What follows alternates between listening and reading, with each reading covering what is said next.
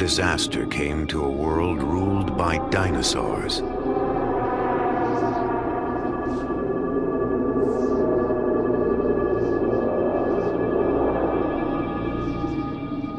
It came in waves of sand and wind that buried every creature alive.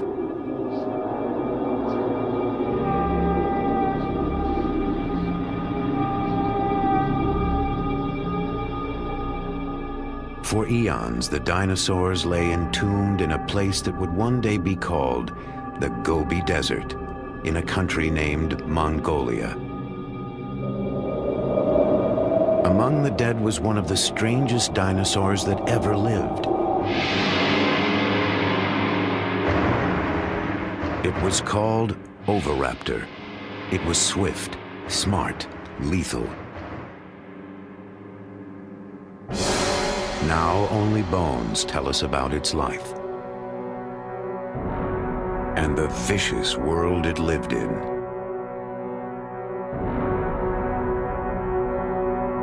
The bones have given us a glimpse of those ancient times.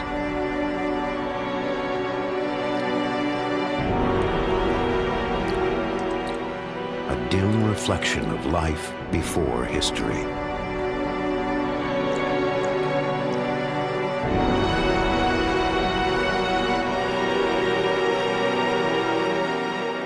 But there is more to the story.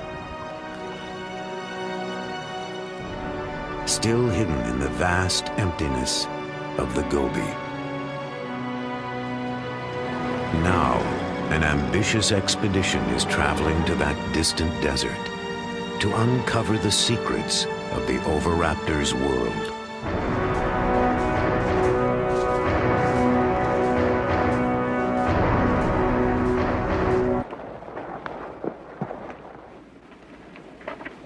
They don't exactly look like scientists. Often they're mistaken for each other. But Mike Novacek leads the expedition, along with colleague Mark Norell. They could be taken for surfers, but they're from the American Museum of Natural History. Scientists piecing together an ancient jigsaw puzzle of evolution and extinction. To me, it's so obviously important. I'm so emotionally bound up in this. I can't imagine why a knowledge of our history, of where we come from, isn't important to a human experience. Could you imagine what it would be like to live in the late 20th century and not know that extinction actually existed? There's also just a sense of discovery. I mean, every bone that we find tells us something about how the world was 80 million years ago, which is pretty neat. Just having a sense of history of what the planet was like and what the planet has gone through, I think just increases our appreciation.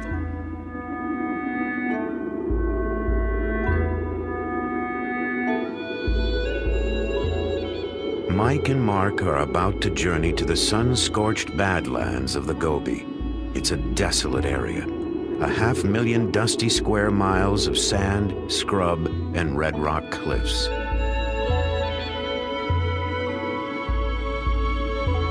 But it's a paleontologist version of heaven, for this is where the Oviraptors lived and died, and lay untouched in the earth for millennia.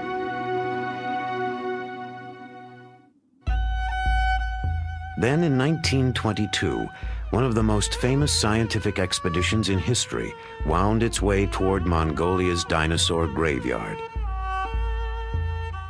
Its leader was a charismatic and controversial explorer named Roy Chapman Andrews. Like Mark and Mike, he came from the American Museum of Natural History. But Andrews was an incurable publicity hound and a scientific cowboy. Where his paleontologist used a camel hair brush, Andrews hacked away with a pickaxe. But he found one of the richest dinosaur boneyards in the world. He returned with a spectacular collection of fossils and a library of stunning film images.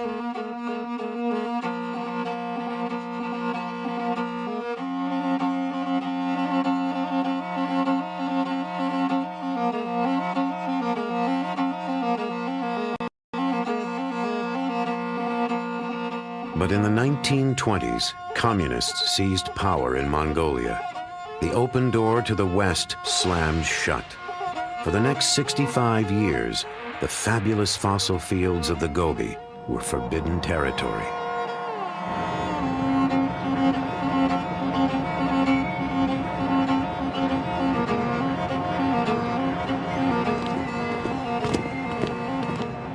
Now everything's changed. Only token symbols of Russia's domination remain. Finally, Western scientists can return. We don't want those onions. They rot. They rot in 2 days. So I don't know. Mark and Mike were among the first scientists allowed in. They're now back for their 6th expedition with the Mongolian Academy of Sciences. 3 kilos? 3 kilos. 3 kilos. Yeah. All right, ready to rock. I'm ready to roll.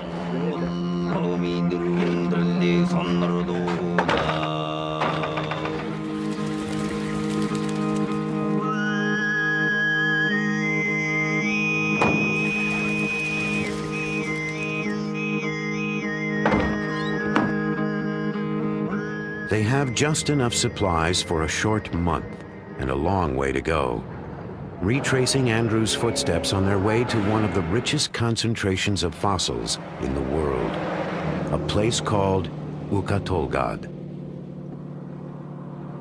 Over a vast span of time, Ukatolgad was ruled by dinosaurs. Dinosaur history can be thought of as a great empire that lasted a few 100 million years. That's a significant slice of the history of life.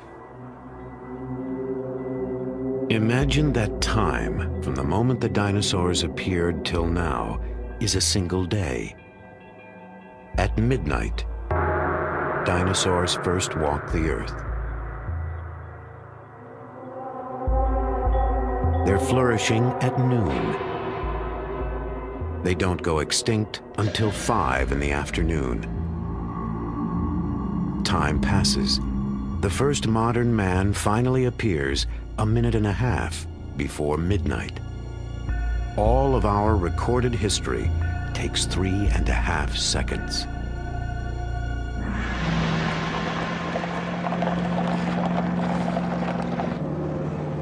In the Gobi, time seems to have stood still. The Gobi is such a big place, and it basically has no life support system. We really have to bring everything with us. So all our food, all our fuel, which we're carrying in a fuel tanker, all our supplies have to be treated like we're actually exploring a polar region. In such a vast area, success is never certain. Even getting there can be a nightmare. Roy Chapman Andrews thought he'd solved the problem in the 20s with a new piece of technology. When it was announced that we were to attempt a scientific exploration of the Gobi Desert with a fleet of motor cars, men said that we were little less than fools. Only camels had been used in that country. We had 40 men, 8 motor cars, and 150 camels to carry supplies.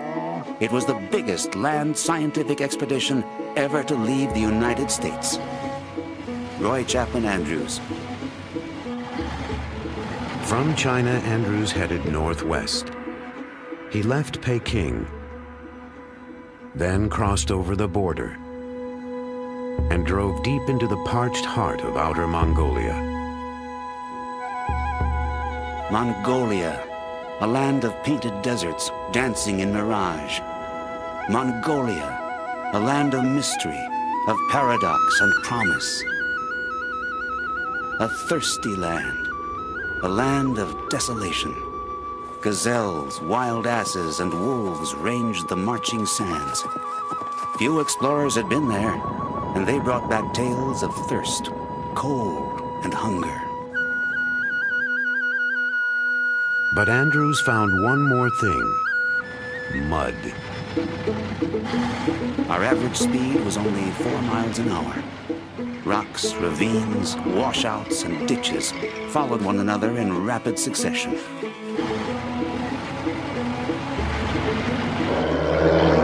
one might imagine that the roads have gotten better. They have not.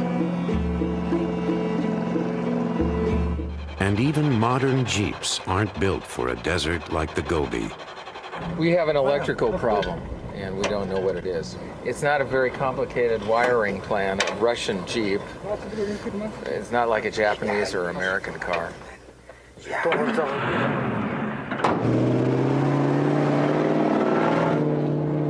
They're up and running, but next, it's a truck's turn.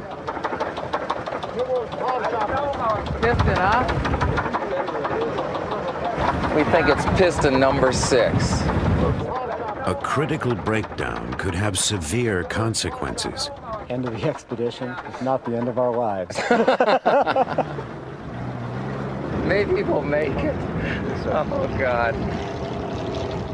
With the nearest gas station some 500 miles away, and time already getting tight, things will have to go smoothly from now on.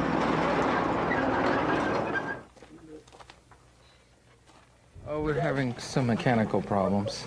We think it's a fuel pump, but we're not sure. This could be way bad. Could be. It seems to me I got this thing in there without doing the twisty deal. Maybe we'll tow it or Abandon it. Get on with it. We can't stay here more than a day.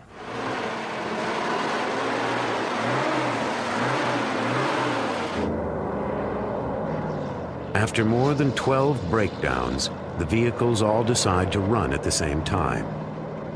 As they enter the dusty dinosaur fields of the Gobi, they're traveling a long way, backwards in time.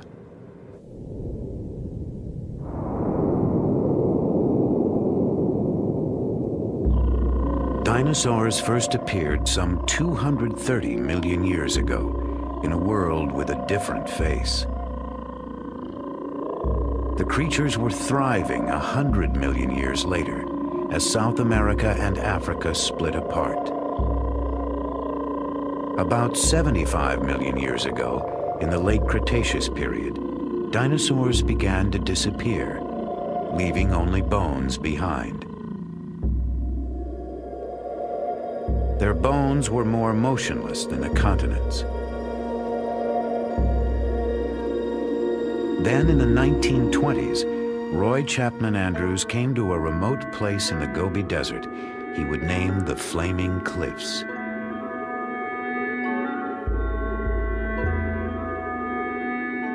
It was a likely-looking place. There appeared to be medieval castles with spires and turrets, brick red in the evening light, colossal gateways, walls and ramparts. A labyrinth of ravines and gorges studded with fossil bones make a paradise for the paleontologist. Without a doubt, there were hundreds of bones lying just beneath the surface.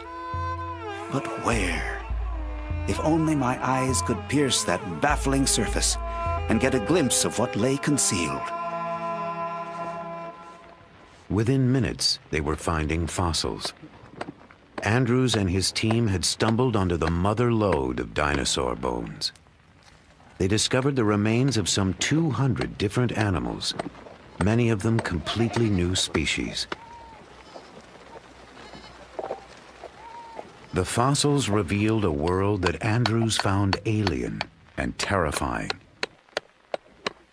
Dinosaurs were the sort of creatures you might think of as inhabiting another planet, or the kind you dream of in a bad nightmare.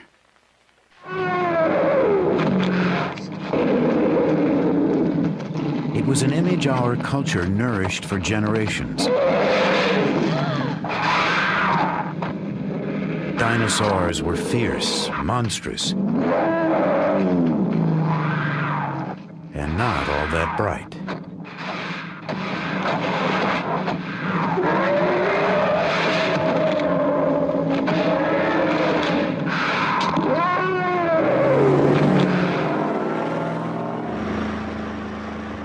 Many of the new ideas about dinosaurs are coming from the amazing boneyard called Ukatolgad.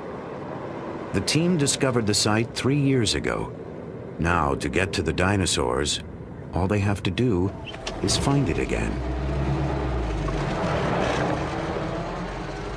The maps in general are pretty lousy for the Gobi Desert. The towns on those maps are myths in many cases. We don't even pay any attention to any of the roads marked on those maps. They're completely wrong.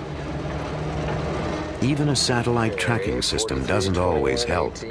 So the satellite may know where you are, but the road you need may be in a completely different direction. So the roads here are very confusing. There are no signs, and many of them lead nowhere. Mandalobo. Mandalobo is here. So we're gonna go like this. Yeah. We're a little off course. We're not really lost. We're just a bit off course. So we've got to go this away and that away.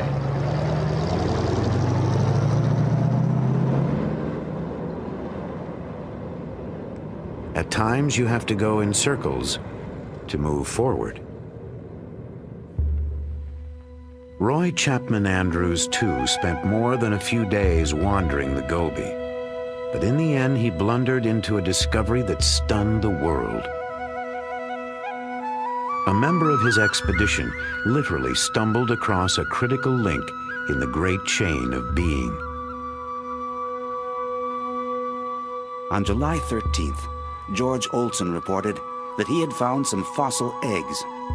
We did not take his story very seriously. Nevertheless, we were all curious enough to go with him to inspect his find. There could be no mistake. Our paleontologist finally said, "Gentlemen, there is no doubt about it. You are looking at the first dinosaur egg ever found."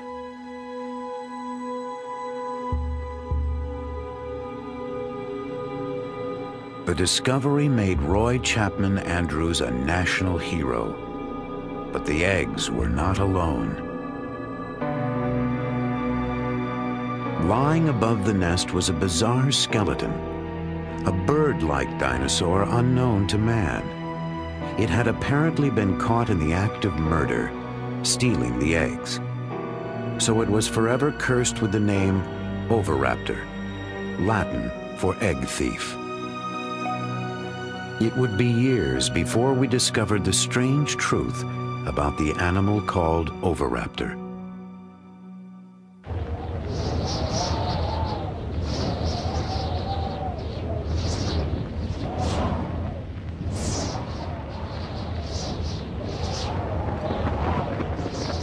In the late 20s, the winds of change blew fiercely over the great dinosaur fields of Mongolia. That's when Roy Chapman Andrews was forced to leave the Gobi forever. We are more than ever convinced that Central Asia was a paleontology Garden of Eden. Still, we have shown the way, have broken trail, as it were. Later, others will reap a rich harvest.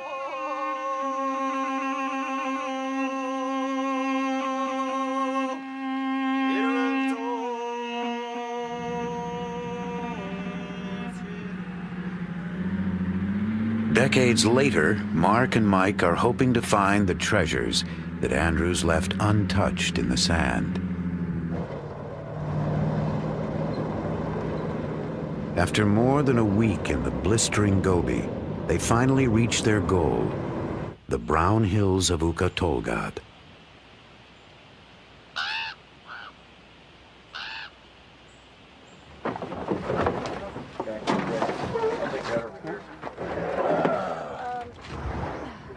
With all the delays, they've only got 2 weeks to work. This is the place where they've pinned all their hopes.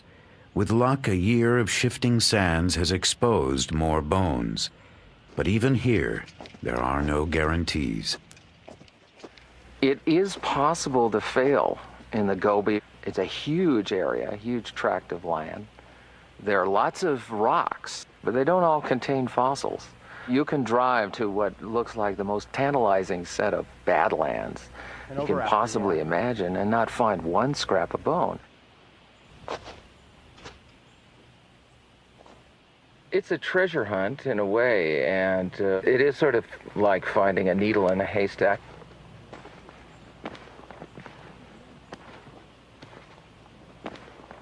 But on this day, discovery and elation are immediate. Oh, I see it.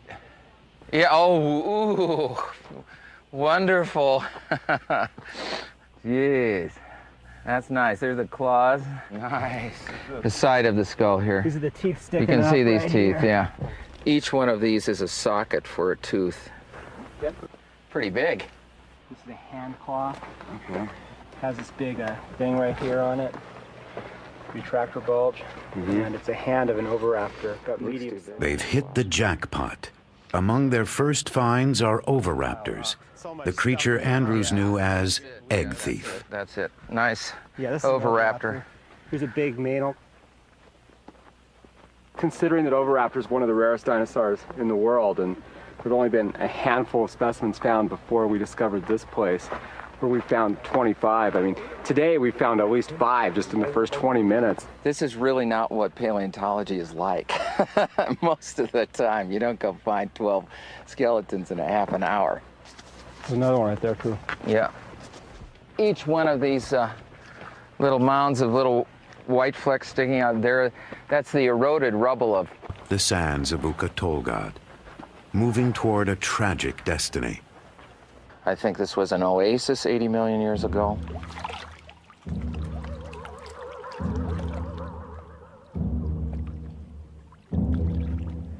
There are huge numbers of dinosaurs and other vertebrates congregating around maybe some water.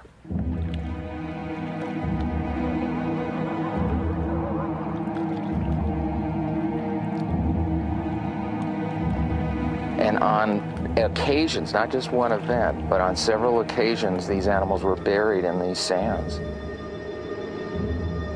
We'd have to imagine an enormous sandstorm or an enormous force bearing down on these creatures for such a disaster. Some of the dinosaurs almost look like they're trying to swim to the surface, much like a skier in an avalanche, caught in some cases in their struggle to get out of this sand avalanche or great wall of sand that engulfed them. Perhaps they suffocated in the sand. Hey, I just swept there. Now you've made it all dirty again. Take pride in my work. So next year we'll bring some dust busters. The prehistoric sandstorm buried dinosaurs at every stage of life. And on their first expedition here, Mark and Mike made an unprecedented discovery: a nest with eggs. And inside one was an embryo. The embryo of an Oviraptor, like a dinosaur on the half-shell.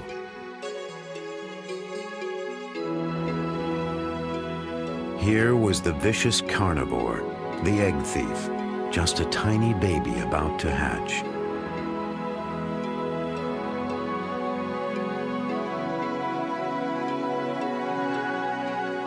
It was an important discovery, a secret moment in the very beginning of this strange dinosaur's life. This year, they're hoping to find out more about the Oviraptor and its fate.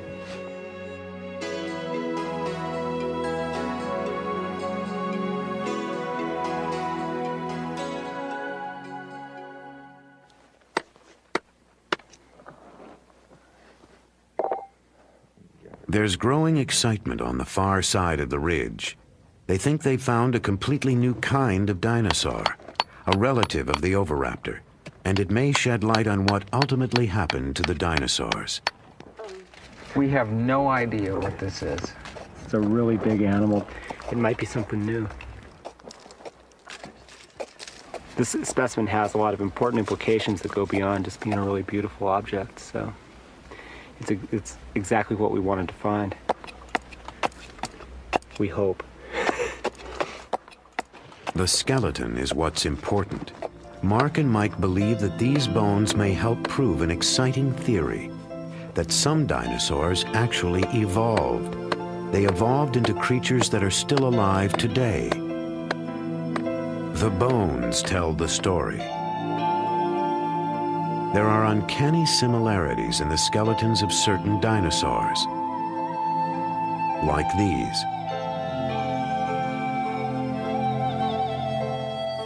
And modern birds. Almost without doubt, they shared a close common ancestor.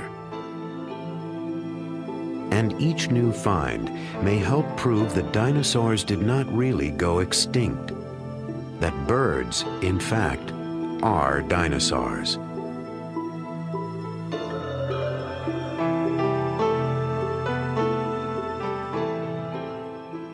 Dinosaurs need to be thought of as incredibly successful animals that exist with us today. We just call them birds.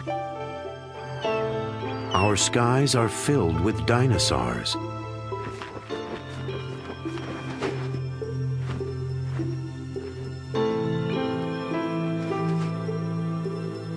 It's a bad metaphor to use to call something like dinosaur-like, you know, just because it's old, obsolete, ugly, stupid, and slow. I mean, that's not what these animals are all about. I mean, it's like the swifts flying around here and things. I mean, they're a type of dinosaur, and that they're still with us now.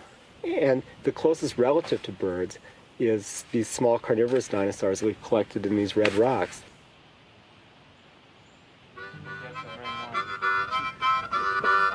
At day's end, hopes are high that this new find will help connect the dots between dinosaurs and birds.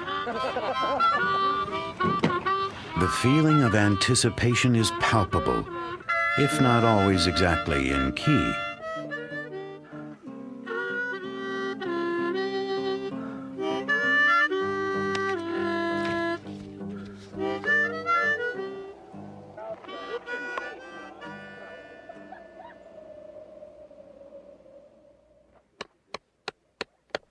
First thing in the morning, they're back at the site. So we hope we got something we can identify eventually. So Mike, work on that.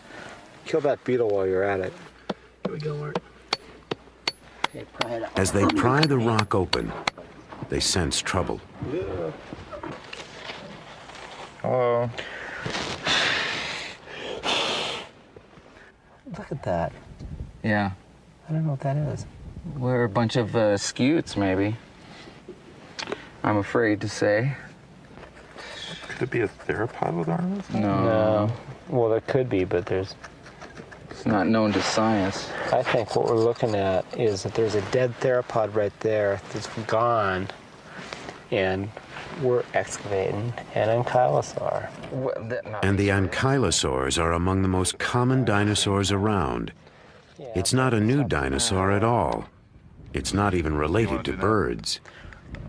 I'll show you. Clean. I'm sure this is an ankylosaur. I mean, I'm like 100% So do you want to just go positive. away?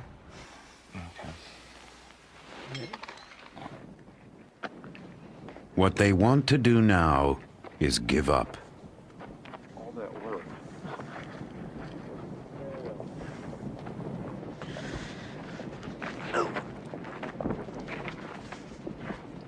Today, the dinosaur hunters have tracked down approximately zilch. Well, you win a few and you lose a few. That's just... I don't feel too good right now. I'm tired. They've spent 2 fruitless days working in the blistering heat. But tomorrow will be another day. With any luck, a better one.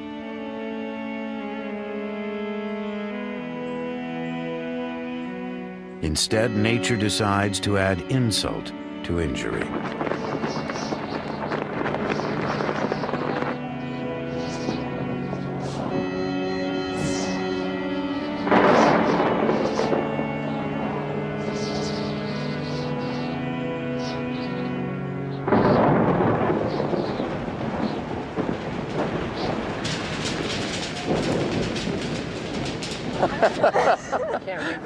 As Mongolian would say, Ik Boro, it's raining. Sounds like I'm bored.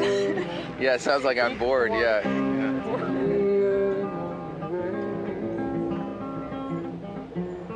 With $1 in my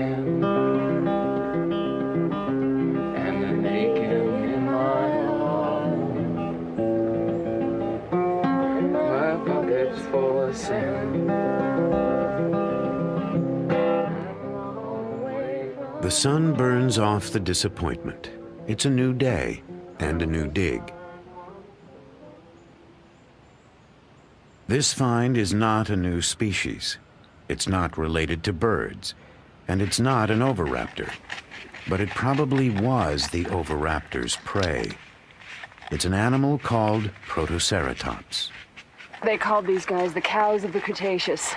They were sort of everywhere. They roamed around, they think maybe in herds. And It's full of spikes. We actually call it spiky now. Yeah. we've sort of bonded with this one. These are the eyes and the snout. So we're looking at the skull from the top. These are cheek spikes and the frill covering the neck here. This will kind of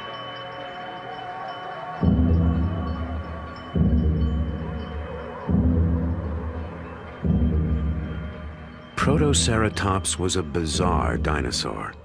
A hog-sized animal with a beak like a parrot's. A strict vegetarian that grazed the ancient Gobi. Around its head was an elaborate shield, but the shield didn't protect it from its enemies.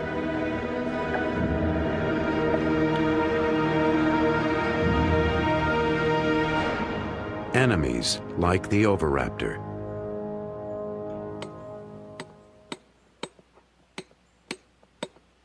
And that's exactly what the team digs up next. Oviraptors, a pair of them, lying so close together they seem to describe an ancient romance. Yeah, we're kind of fond of them. yeah. We're trying to figure out what names to give them. Yeah. Well, you know, Ozzie and Harriet, Romeo and Juliet. Batman and Robin. Well, we have a hypothesis they were holding hands. They were sort of reaching for each other across the miles. The star-crossed Oviraptors are given the permanent nicknames of Romeo and Juliet. So we have one hand just down here. This is the other one. Krista now is gluing another hand. And this is, of course, the neck coming up and the head and the hip bone. And over here, we have a claw. It's a long, hard process to excavate the past, but they've done it before. Over the last few years, they've uncovered a world of almost preposterous beings.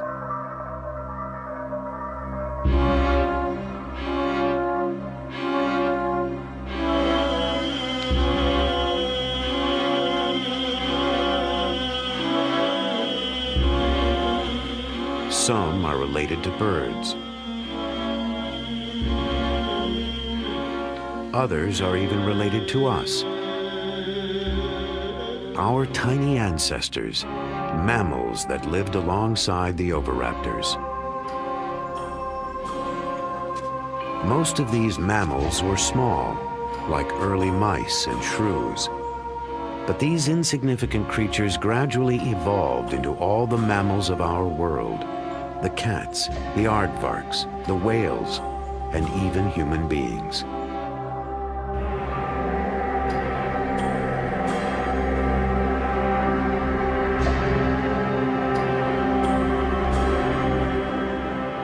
But sometimes evolution has to take a back seat to hygiene.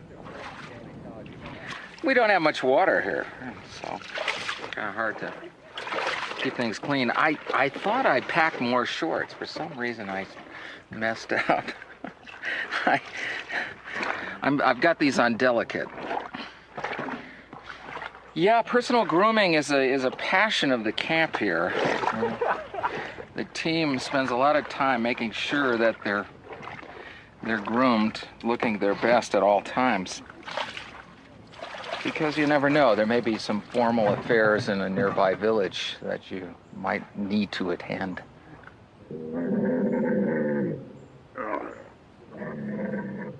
There are only a few days left. It's time for the second act of Romeo and Juliet. The Oviraptors await a sheltering shroud of rags and plaster. They're now in the skillful hands of preparator Amy Davidson.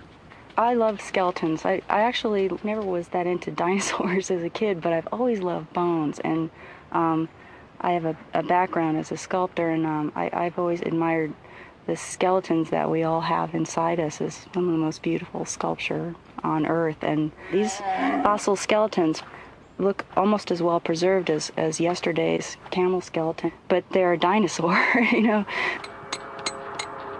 These fossils are forever.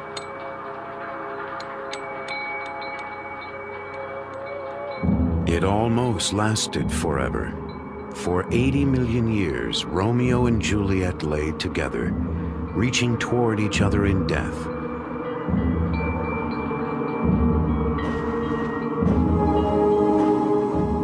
What were they like in life? Did they hunt together, share food with each other, fight with each other? Or was this love among the Oviraptors?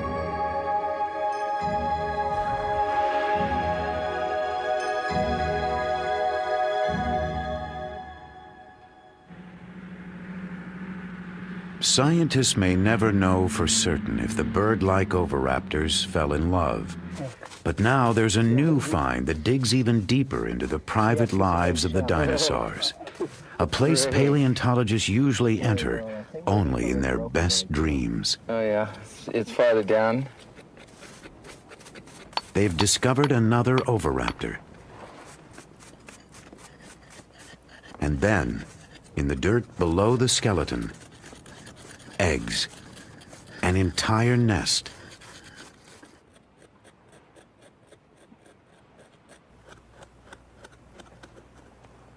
How many eggs now revealed? 1, 2, 3, 4, 5, 6, 7, 8, 9, and then 3 over there, 12. 12 eggs. All right. There's another one coming out right here. Now, this is really a great fossil find because it's one of the rare instances where we can capture a little bit of behavior that's 80 million years old. Here we have a sort of a day in the life or the death of a creature, of a dinosaur, in association with something it did during its life. This one was fossilized where it dropped, and it happened to drop right on top of its own nest. She didn't just drop there. The good mother Oviraptor was sitting on the nest. They probably brought food to their nest, as birds do. And the good mother tended her eggs. Like a bird, she prodded them into a circle. The fearsome carnivore of the Gobi was parenting. So the story of the dinosaur named Egg Thief has finally come full circle. The Oviraptors watched over their eggs and took care of the nest. Now they will never be seen as simply nightmare creatures again.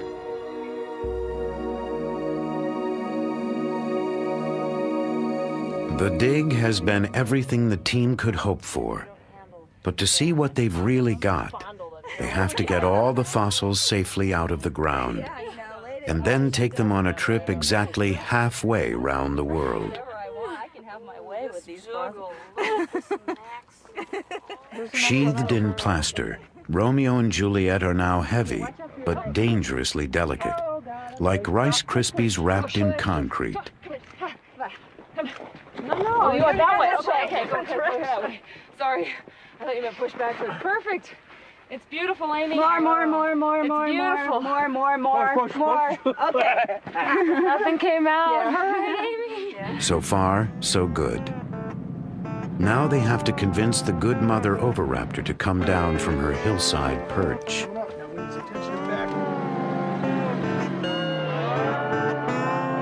It's like moving a grand piano off a cliff.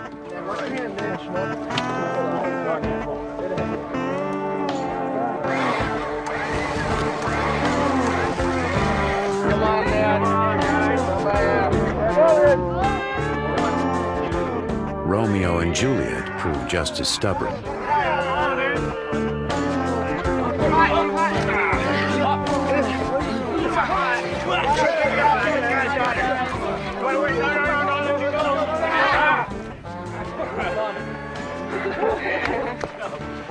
I'm happy. Just drive slowly, please.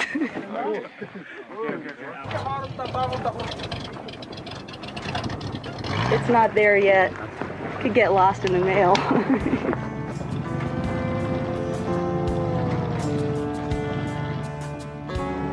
They do get lost in the mail. The good mother Oviraptor and Romeo and Juliet are trucked east. And then they disappear, lost somewhere in China.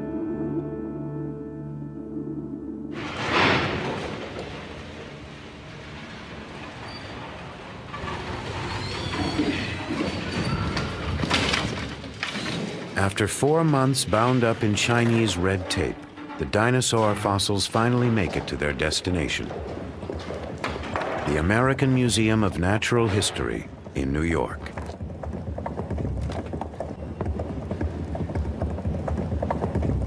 The first arrival is Juliet.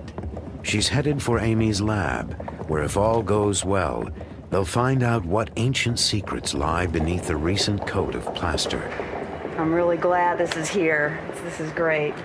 From the summer in the Gobi to the winter in New York City.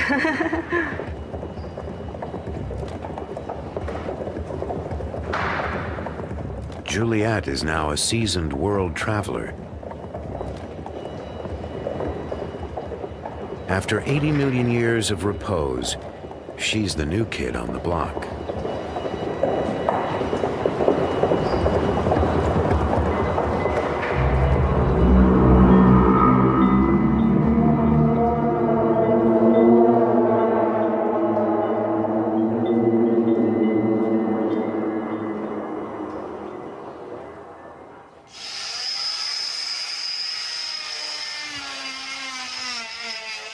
There's a lot of questions at this point.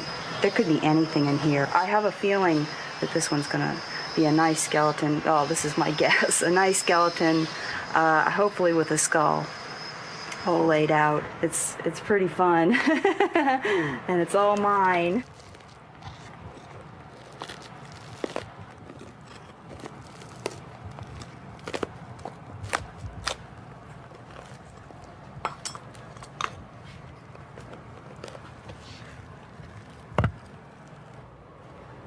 It's a tricky business. Millimeters make all the difference.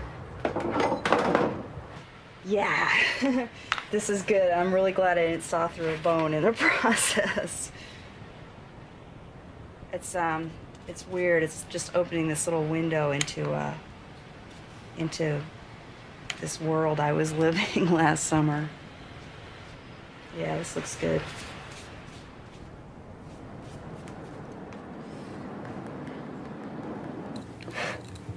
After all this work, they still don't know if Juliet is an important specimen, whether her skeleton is perfect or a total ruin. Oh, this is great. I'm really psyched because this is the skull. It does have a skull. We're really, really happy. I like it, you know, working late at night. It's really hard to go home because I just look at it and say, I can't believe this. It's traveled 80 million years and halfway around the world, and it's sitting here, and you know, it's a dinosaur. Working late tonight? And it's so beautiful. It's the more I work on it, the more you see this natural sculpture. My work just sort of disappears and this beautiful thing comes out of the rock.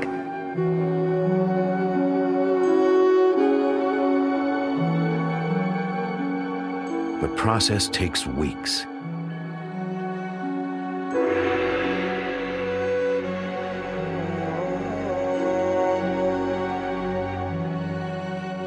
Finally, Juliet is revealed in all her splendor. She's everything they've been hoping for.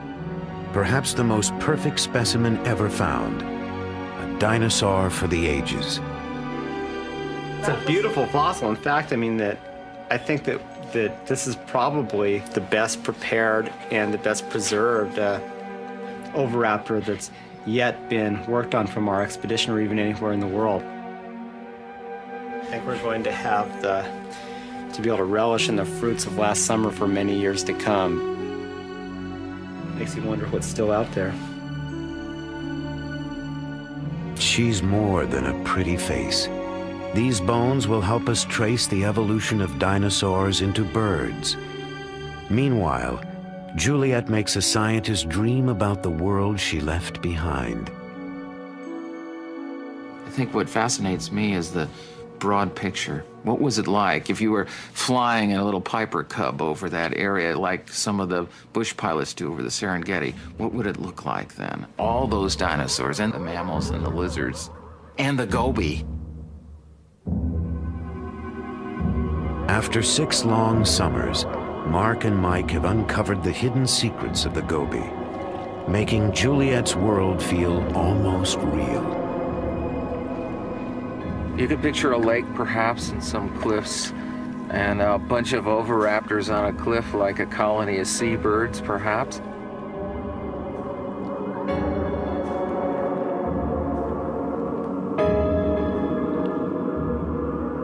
And a bunch of these tank-like ankylosaurs lumbering around near the pond. And perhaps a herd of Protoceratops wandering through, and every once in a while, a vicious velociraptor coming over the hill to nab something.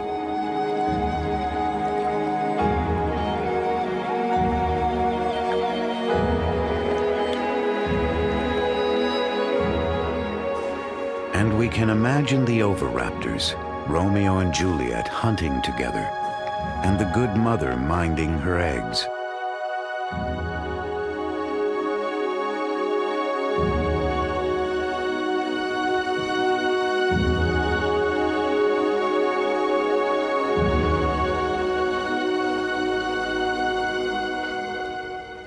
Unnoticed in its low station is our own ancestor, a tiny, tense creature lost among the powerful beings of the ancient Gobi.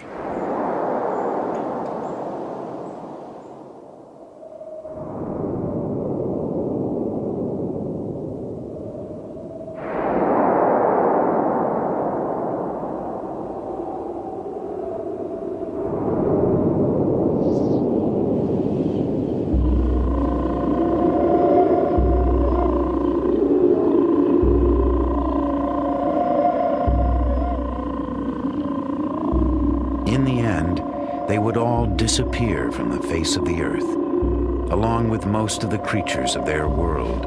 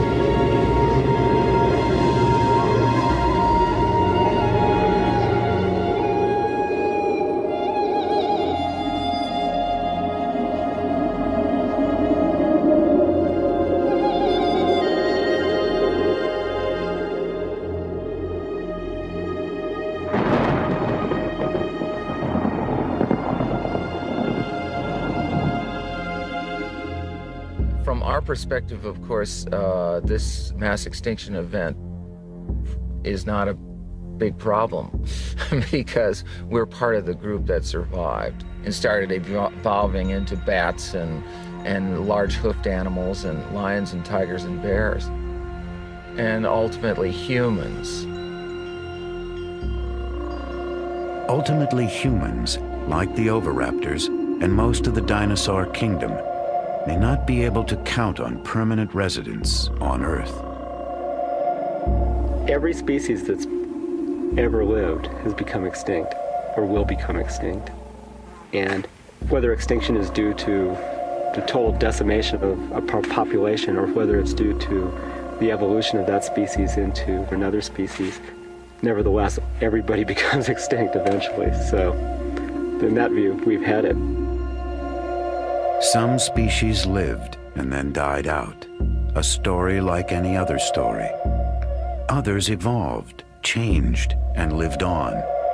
So perhaps a message about our own future is encoded in these silent remnants of the past. The only real knowledge we have of our distant biological past is from the fossil record. And it gives us a sense of who we are and where we sit in the world and what that world might become. Time is the hardest rock to pierce, and the story of life, with its infinite changes, is the greatest mystery we have. But the expedition has been blessed with luck. They've gazed into the past and brought the violent and tender world of the Oviraptor that much closer to our own.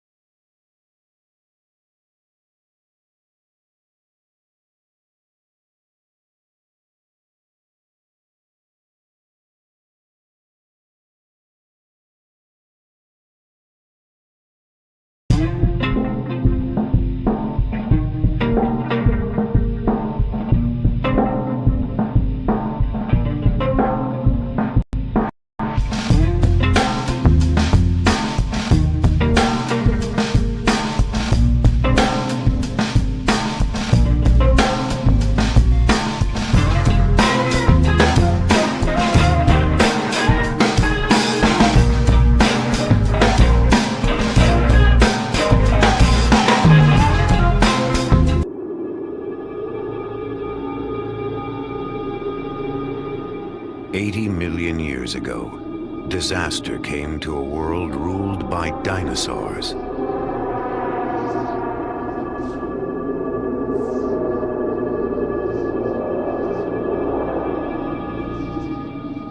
It came in waves of sand and wind that buried every creature alive.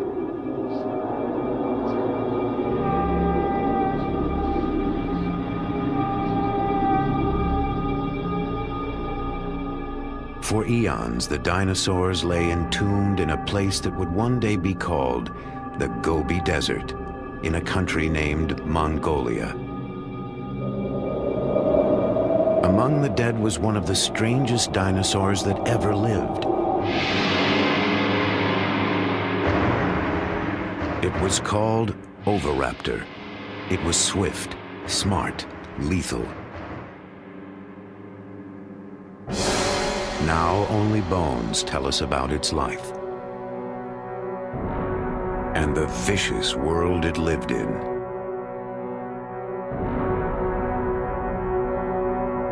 The bones have given us a glimpse of those ancient times.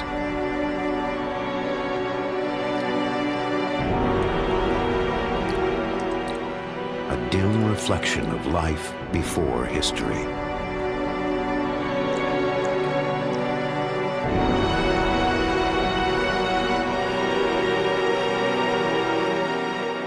But there is more to the